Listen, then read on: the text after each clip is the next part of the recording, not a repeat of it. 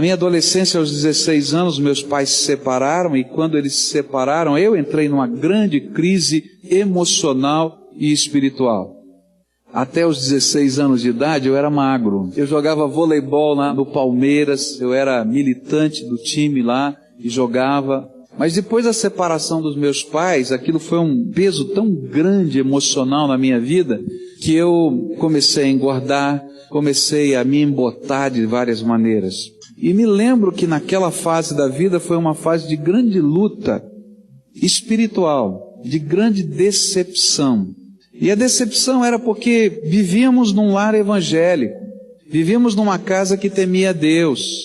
A oração fazia parte da nossa história de vida, ir à igreja fazia parte da nossa história de vida. E de repente a nossa casa arrebentou, né? Acabou. E aquilo não entrava no coração. Como é que pode um negócio desse? E essa caverna da minha vida durou 3 anos.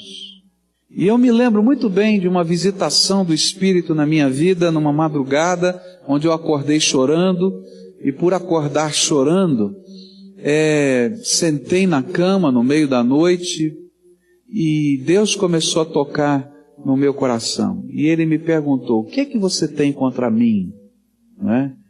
E a minha resposta foi: eu tenho tudo contra o Senhor. Por que é que o Senhor deixou tudo isso acontecer na minha vida?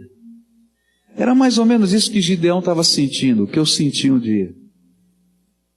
Se o Senhor é por nós, por que tudo isso está acontecendo? Você já se sentiu perguntando assim a Deus? Se o Senhor é por mim, então por que esta coisa complicada que eu não sei lidar, que eu não sei como enfrentar, que eu não entendo o tamanho e a dimensão, por que está acontecendo?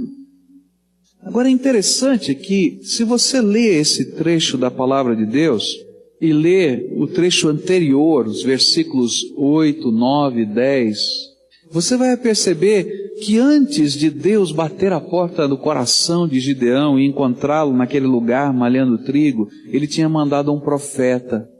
E aquele profeta já tinha contado ao povo por que tudo aquilo estava acontecendo.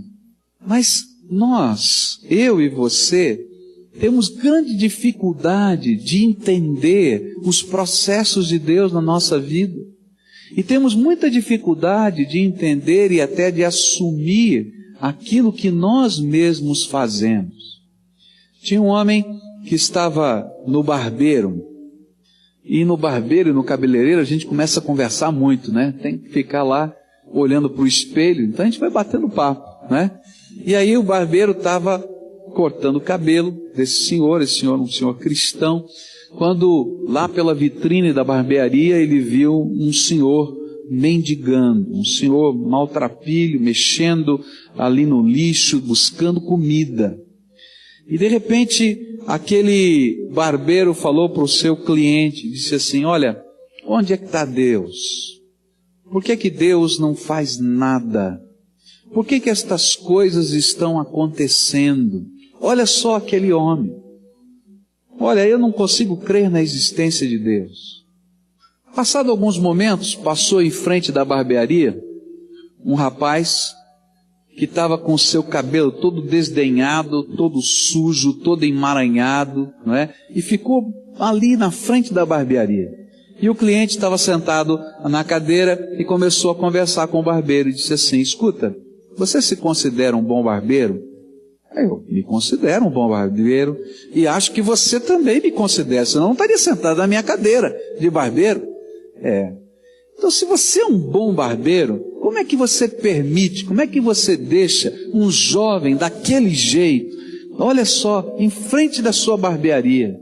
Ele disse: mas ele não é meu cliente, ele nunca sentou aqui nessa cadeira para que eu pudesse cortar o seu cabelo. E aí então aquele cliente olhou para o barbeiro e disse assim: tá vendo? Assim acontece comigo e com você. Por que as coisas estão acontecendo na nossa vida?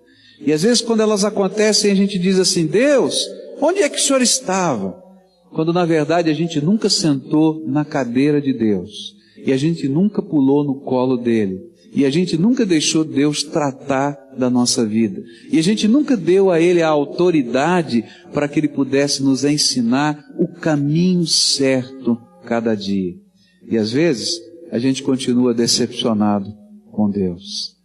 É interessante que o profeta tinha vindo antes para dizer exatamente isso. Tudo isso está acontecendo porque vocês optaram por caminhos. Vocês decidiram por coisas. E estas coisas têm consequências. E estas coisas estão gerando outras situações. Por que será que é culpa do Deus Todo-Poderoso? O Senhor é por ti. O Senhor é por mim. O Senhor era por Gideão. E a grande prova disso é que, apesar de todas as opções, apesar de todos os descaminhos, apesar de todos os desvios, lá estava Deus, em pessoa, se revelando a Gideão e dizendo: Gideão, eu quero fazer de você um valoroso guerreiro, porque eu quero ser por você. E Gideão não conseguia enxergar, como eu às vezes não consigo enxergar, e como você às vezes não consegue enxergar. E ele estava dizendo: o Senhor é por nós, o Senhor é por nós. O Senhor é por você, porque Ele nunca desistiu de você. Até quando você desistiu dele?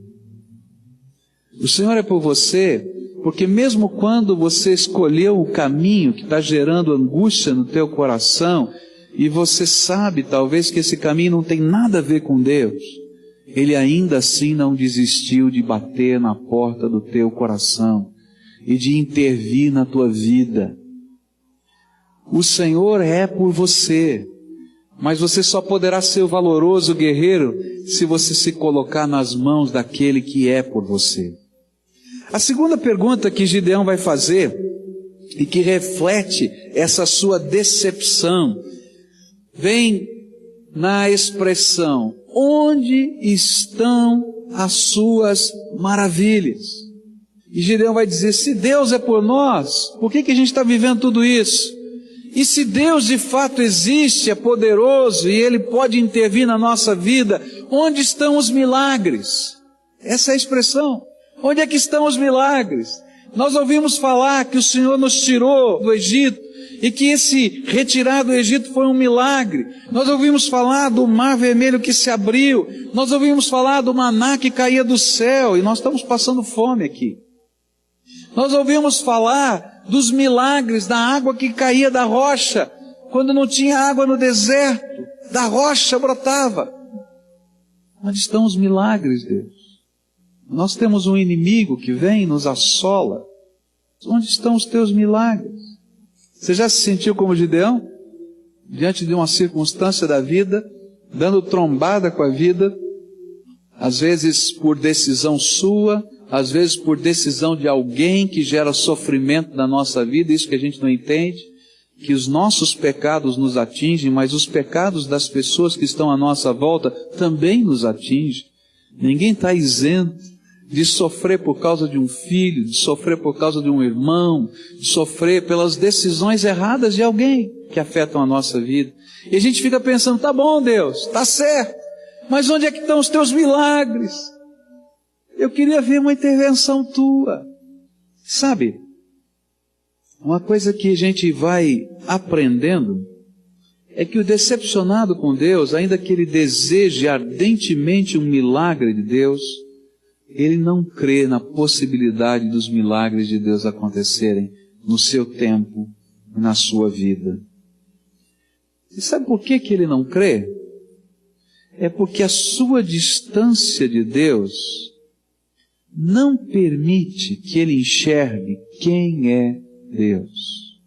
Às vezes nós imaginamos Deus como o gênio da lâmpada. A gente fica imaginando que a gente, se esfregar direitinho a lâmpada, não é? Deus é obrigado a fazer os 3 desejos da gente. Às vezes a gente imagina o milagre de Deus como um passe de mágica. A gente usa a palavra certa, não é? No jargão evangélico a gente vai dizer: em nome de Jesus eu determino, não é? E que vai acontecer. Mas a gente não entende que o milagre de Deus é uma expressão da presença dele na nossa vida. Sabe, O milagre não é uma coisa, o milagre é uma pessoa. O milagre de Deus é a expressão do Deus vivo em mim, na minha vida. E onde Deus está, os milagres dele acontecem.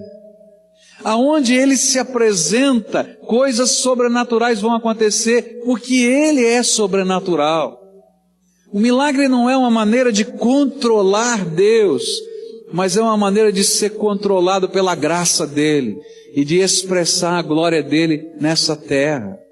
E é isso que está no coração de Deus para ensinar para esse homem Gideão. E ele vai fazer algumas coisas no meio desse encontro para marcar a vida desse homem Gideão.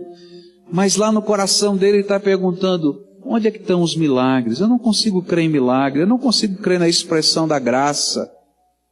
Eu queria dizer para você que se você é uma das pessoas que imaginam assim, eu diria para você, chega perto do Senhor. Chega perto do Senhor. Chega perto dele, que você vai ver coisas tremendas da graça dele acontecerem na tua vida. Porque ele é um milagre. Ele é a salvação. Ele é a bênção. Ele é a expressão do poder que transforma a nossa vida. Lá estava Gideão, malhando trigo, decepcionado com Deus, dizendo, Senhor, é por nós. Por que tudo isso aconteceu? O Senhor é poderoso.